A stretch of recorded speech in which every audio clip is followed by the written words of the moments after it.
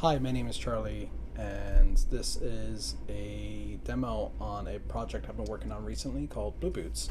My laptop needed a refresh. It's been running Fedora 40 for the past 2 years, and I thought, why not take Fedora 43, apply a retro theme to it from 2003, and make it updatable like it's a 2025 OS. And that's what I came up with. I call it Blueboots because it is the combination of Bluecurve, which is the original Fedora Core 1.0 release theme. I added some custom panels on the bottom, as well as other things such as the default wallpaper, fonts, even boot sounds when you first boot up Blueboots.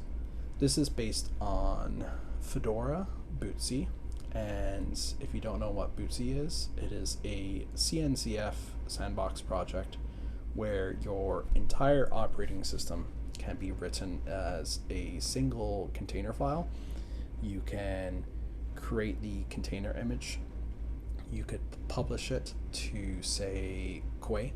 You can even burn it to a USB stick, install it to your laptop, and even have transactional upgrades.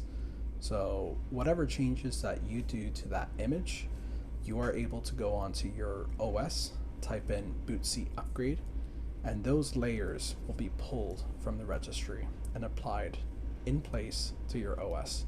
It's an awesome technology, and I've been using this on my laptop as a daily driver for about a week or so, and it's been wonderful. I have my Bluetooth working, wireless connectivity. I even use it for development, so I have Visual Studio Code installed, as well as Podman and Podman Desktop, and I'm able to develop on it. So without further ado, I will show you how I built this, and you won't believe how simple it is. This is built entirely in Podman Desktop. I did not have to use the command line once, and there are honestly 3 easy steps.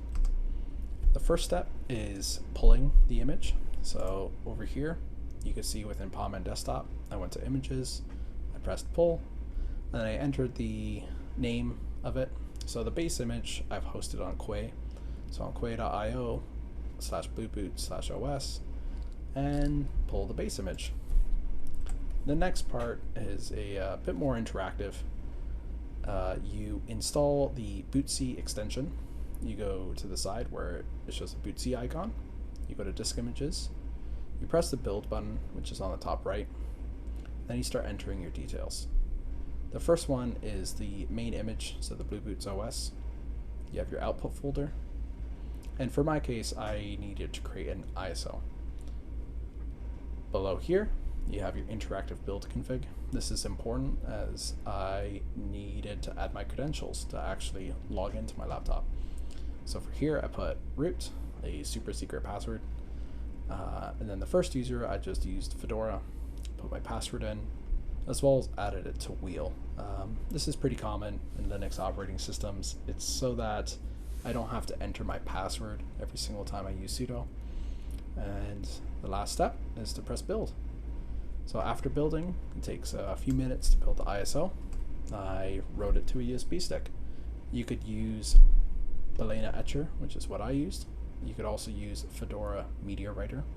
Plug in your USB stick and burn it to the stick. The last part is plug it in and enjoy your new OS. At the top, you can see my USB stick, and as well as the boot screen. So I selected the SanDisk and installed Fedora Linux 43. You can see me holding up the disk as well as the laptop, and the laptop installing itself. And that's it.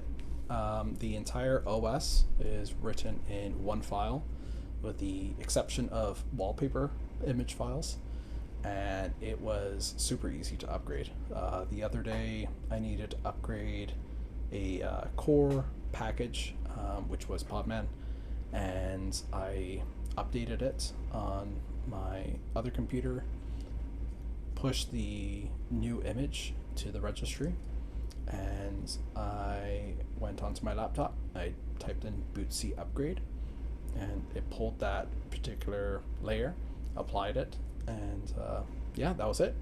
Very, very easy to upgrade your system and manage it. For more technical details, I've hosted this on GitHub, as well as included some more screenshots and more resources to learn about Blueboots, as well as Bootsy. And that's it for my demo.